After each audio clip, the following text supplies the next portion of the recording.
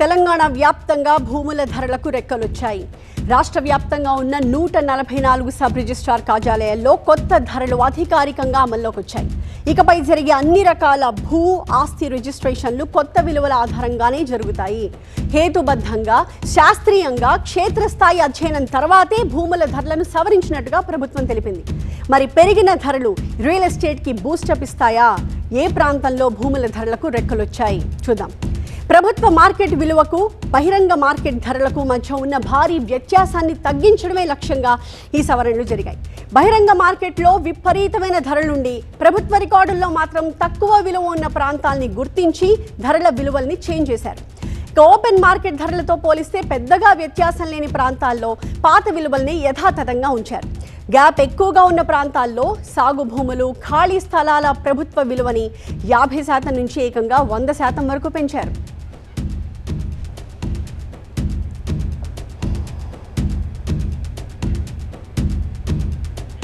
So ధరలు, భూముల ధరలు ఏ ప్రాంతాల్లో ఎంత శాతం పెరిగాయి అంటే వివరాలని ప్రస్తుతం మనం ఒక మ్యాప్ ద్వారా అర్థం చేసుకోబోతున్నాం. సో కొత్త రేట్ల ప్రకారం రాష్ట్రంలో ముందు మనం వ్యవసాయ భూముల గురించి మాట్లాడుకుంటే వాటి విలువని ఎకరానికి మనం చూసినట్టుగా కనీస ధర 2,75,000గా నిర్ణయించారు. సైబర్ కారిడార్ ప్రభావం ఉన్న క్యూర్ పరిధిలో వ్యవసాయ భూముల కనీస ధరని ఎకరానికి మనం చూస్తున్నట్టుగా 15 లక్షలకి పెంచారు. సో భారీ వ్యత్యాసం మనకు కనిపిస్తోంది. ఇక రాష్ట్రంలోనే అత్యధిక మార్కెట్ విలువ ఉన్న ప్రాంతం ఏంటో తెలుసా? Yes, that is Khajaguda.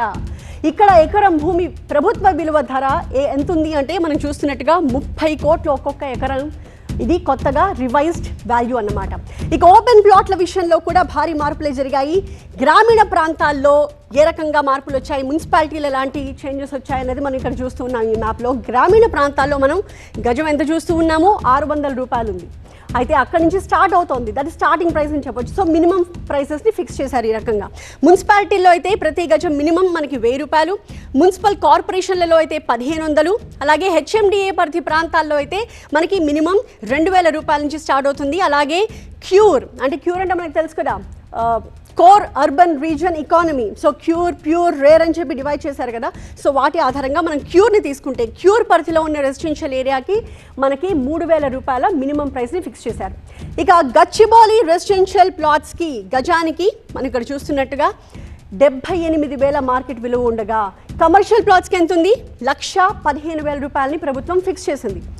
Apartments విషయంలో క్యూర్ పరిధిలో కనీస విలువని చదరపు అడుగుకి మనకి 2,000 ఉండగా ఇప్పుడు దాని వాల్యూని మనం ఇక్కడ చూస్తున్నట్టుగా గరిష్ట విలువ 6,600గా ఉంది. సో దాన్ని ఏం మార్చలేదు. సో గరిష్ట ధరని మార్చలేదు, కానీ కనీస ధరలను మాత్రం ఖచ్చితంగా ఫిక్స్ చేసింది ప్రభుత్వం. సో మనం ఇక్కడ చూస్తున్నట్టుగా అపార్ట్మెంట్స్ క్యూర్ పరిధిలో అయితే మినిమం చదరపు అడుగు అంటే స్క్వేర్ ఫీట్ మనకి మినిమం 2,000 రూపీస్గా కనిపిస్తోంది. సో ధరల పెంపుని ఓవరాల్గా మనం గమనిస్తే ఎక్కడెక్కడ ఎంత వ్యత్యాసం వచ్చింది అన్నది మనం ఇక్కడ చూస్తూ ఉన్నాము. వ్యవసాయ భూములు, ఓపెన్ ప్లాట్ల విలువలు ఈ రెండు కూడా మనకి చాలా క్లియర్గా 50% to 100% hike in the value of the land మనకి చాలా క్లియర్గా కనిపిస్తుంది.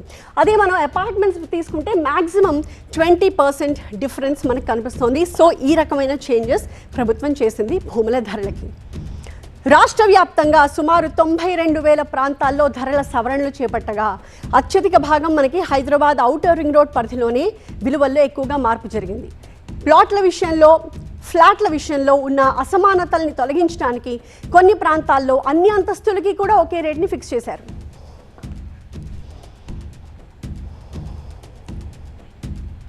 సో బేగంపేట్ పైగాలో ఎకరా 35,29,00,000 రికార్డు విలువ ఉంది. ఇప్పటివరకు అది యథాతథంగా అలాగే కంటిన్యూ అవుతోంది. కోకాపేట, నానక్రామ్గూడ, రాయదుర్గం, బుద్వేల్ ప్రాంతాల్లో మార్కెట్ విలువలకి భారీగా బూస్టప్ కనిపిస్తోంది. రంగారెడ్డి, మేడ్చల్ జిల్లాల్లో సాగు భూముల విలువలు గరిష్టంగా రెట్టింపు అయిపోయాయి. సో ఇమాజిన్ చేసుకోండి ఎంత చేంజెస్ వస్తాయో. కరీంనగర్ పట్టణ ప్రాంతాల్లో పాత రేట్లు కొనసాగుతున్నాయి, కానీ గ్రామీణ ప్రాంతాల్లో మాత్రం విలువలు చేంజ్ అయ్యాయి. నిజామాబాద్ నగర పరిధిలో మార్పులేమీ కనిపించట్లేదు. గ్రామీణ ప్రాంతాల్లో 75% వరకు పెంచారు. హనుమకొండ, కాజీపేట, ఖమ్మం, నల్లగొండ లాంటి కీలక ప్రాంతాల్లో 50% నుంచి 70% వరకు ధరలని సవరించారు, అంటే పెంచారని చెప్పుకోవచ్చు. హెచ్ఎండిఏ వేలాల్లో, ఆక్షన్స్లో ఇటీవల మనం చూసాం కదా 200 కోట్ల రూపాయలు పలికిన ప్రాంతాలు ఉన్నాయి కదా, ఆ ప్రాంతాల్లో కూడా 100% పెంపు ఇప్పుడు వర్తించబోతోంది. సో ఇమాజిన్ చేసుకోండి ఏ రేంజ్లో అక్కడ రేట్లు పెరగబోతున్నాయో.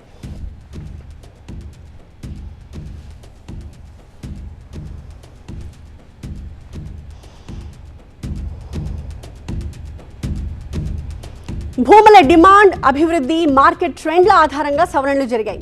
రాష్ట్రంలోని అత్యంత ఖరీదైన ప్లాట్లు బంజారాహిల్స్లోనే మనకు కనిపిస్తున్నాయి. హెచ్ఎండిఏ, క్యూర్ పరిధి, అలాగే ఇతర ప్రాంతాలకు కనీస ప్రాథమిక మార్కెట్ రేట్లను నిర్ణయించారు.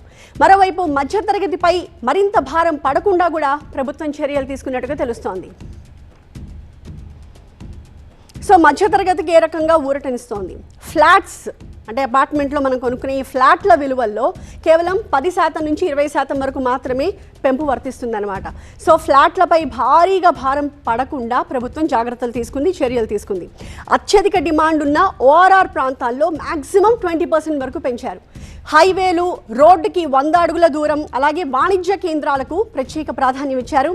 అభివృద్ధి కారిడార్స్కి అనుగుణంగానే రియల్ ఎస్టేట్ విలువల్ని సవరించారు. సో అన్నిటినీ కన్సిడర్ చేసుకుని వాళ్ళు రేట్స్ని ఫిక్స్ చేశారు. గ్రామీణ ప్రాంతాలు, మండల కేంద్రాలపై అదనపు భారం పడకుండా కూడా ప్రభుత్వం జాగ్రత్తలు తీసుకుంది. పట్టణాల్లో భారీ సవరణలు చేశారు. అయితే చిన్న చిన్న పట్టణాలు, గ్రామీణ ప్రాంతాల్లో మాత్రం మార్పులు పరిమితంగానే చేశారు, వాళ్ళపై ఎక్కువ భారం పడకుండా. సో డిమాండ్కి తగ్గట్టుగానే మార్పు జరిగింది అంటున్నారు. డిమాండ్ ఉన్న చోట మాత్రమే భారీగా పెంచారు.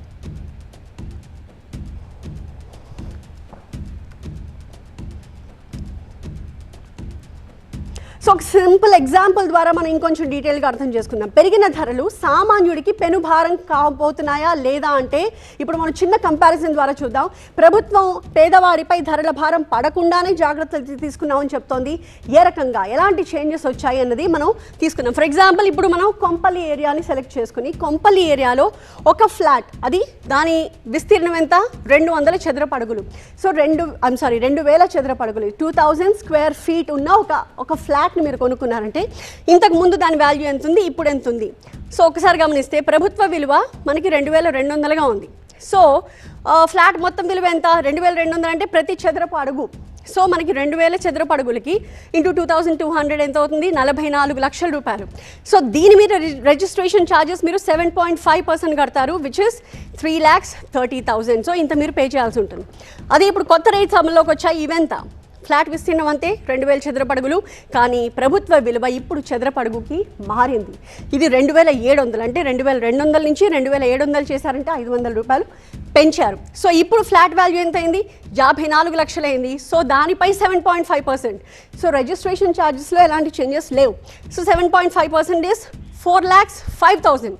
సో ఎంత తేడా వచ్చింది మీకు, ఒక 75,000 రూపీస్ మీకు క్లియర్గా డిఫరెన్స్ కనిపిస్తుంది. సో అంతకు ముందు కట్టిన దానికి ఇప్పుడు కొత్తగా మీరు కట్టాల్సిన దానికి మనకి 75,000 చేంజ్ కనిపిస్తోంది.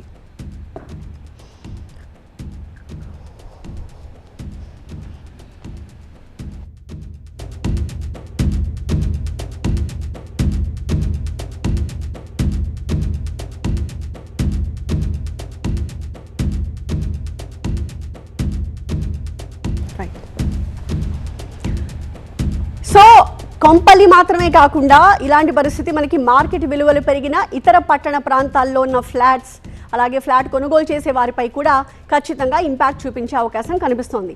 సో సామాన్యుడిపై పెరిగిన ధరలు పెద్దగా ప్రభావం చూపించకుండా ప్రభుత్వం జాగ్రత్తలు తీసుకున్నట్టుగా తెలుస్తోంది.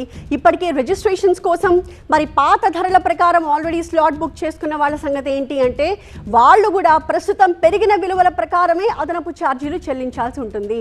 దీనికి సంబంధించి మరిన్ని డీటెయిల్స్ వరంగల్ నుంచి మా సీనియర్ కరెస్పాండెంట్ పెదీష్ అందిస్తారు. తెలంగాణ రాష్ట్ర వ్యాప్తంగా 92,000 ప్రాంతాల్లో భూముల విలువ పెంచుతూ రాష్ట్ర ప్రభుత్వం నిర్ణయం తీసుకుంది. ఈ మేరకు ఈ రోజు నుండే పెరిగిన భూముల విలువ ప్రకారం స్టాంప్ డ్యూటీస్ చెల్లించాల్సి ఉంటుంది. ఇప్పుడు అర్బన్ ఏరియాలో ఏ విధంగా ధరలు పెరిగాయి, సో రూరల్ ప్రాంతాల్లో ఏ విధంగా ధరలు పెరిగాయో తెలుస్తున్నాయి. ఇక్కడ సబ్ రిజిస్టర్ మాట్లాడుతున్నారు. సో చెప్పండి, ఇప్పుడు పట్టణ ప్రాంతాల్లో ఏ విధంగా కొత్త ధరలు పెరిగాయి, గ్రామీణ ప్రాంతాల్లో ఏ విధంగా ధరలు? ఫ్లాట్స్ వచ్చేసి ఒక 20% ఎబోవ్ పెరిగినటువంటి ఒక 770 లొకాలిటీస్ ఉన్నాయి. తర్వాత 303 లొకాలిటీస్ అబౌట్ 20% ఉన్నాయి. అయితే ఎగ్జిస్టింగ్ మార్కెట్ వాల్యూలో మినిమం వచ్చేసి 600 రూపాయలు ఉండేది గతంలో, ఇప్పుడు అది 1,100 రూపాయలు అయింది. తర్వాత కమర్షియల్ వచ్చేసి 31,100 ఉండేది, అది 4,700గా ఉన్నది. కమర్షియల్లో మెయిన్ రోడ్డు వచ్చేసి 46,000 ఉన్నటువంటిది 69,000గా, అంటే కమర్షియల్ మెయిన్ కమర్షియల్ ఉన్నటువంటి ప్రాంతం అన్నమాట.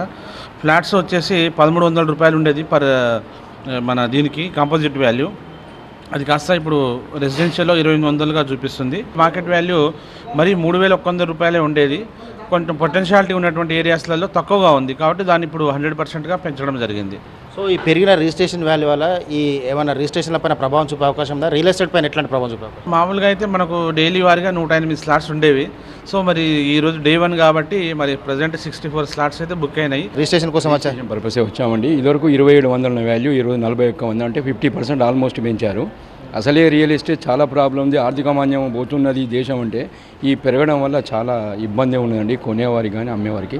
మా ఉద్దేశం అయితే ఇంత పెంచకుండా ఒకటేసారి 10% పెంచినా బాగుండు అనేది మా భావన.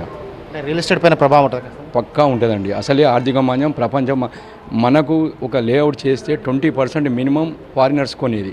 ఇవాళ ఒక్కరు వచ్చేవారు కూడా లేరండి. ఆ పరిస్థితిలో ఉన్నాక కూడా ఈ రేట్లు పెంచారంటే రియల్ ఎస్టేట్ కుప్పగొని డమాల్ అయినట్టేనండి.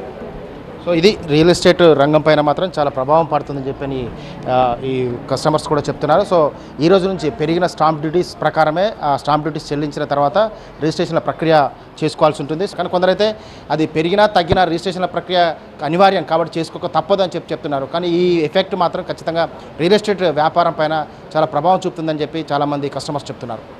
కెమెరా పర్సన్ మున్నతో పెద్ద TV9 వరంగల్.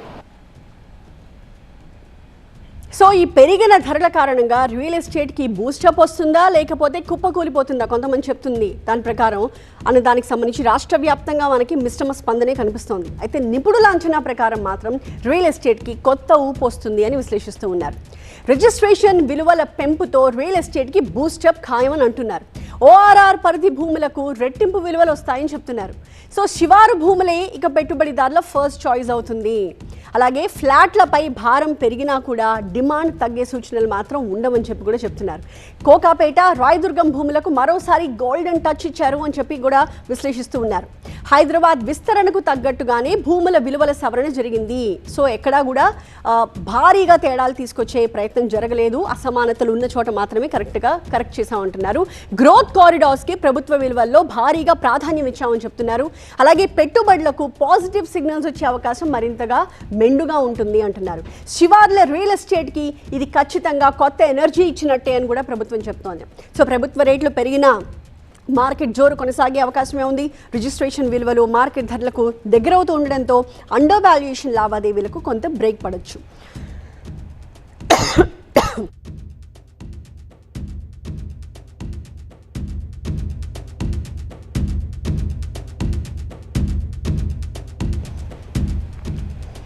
నిపుణుల అంచనా ప్రకారం ప్రీమియం ప్రాంతాల్లో కొనుగోలు పూర్తిగా తగ్గకపోయినా పెట్టుబడిదారులు లావాదేవీల టైమింగ్ పై మరింత జాగ్రత్తగా వ్యవహరించే అవకాశం ఉంది. ఓవరాల్గా చూస్తే తెలంగాణ భూముల మార్కెట్ విలువల్లో సవరణలు రిజిస్ట్రేషన్ ఖర్చుల్ని పెంచినప్పటికీ వాస్తవ మార్కెట్ పరిస్థితులకు దగ్గరగా ప్రభుత్వ విలువల్ని తీసుకురావడంలో మార్కెట్ వాల్యూని, గవర్నమెంట్ వాల్యూని కూడా తీసుకురావడంలో కీలక అడుగుగా భావిస్తూ ఉన్నారు.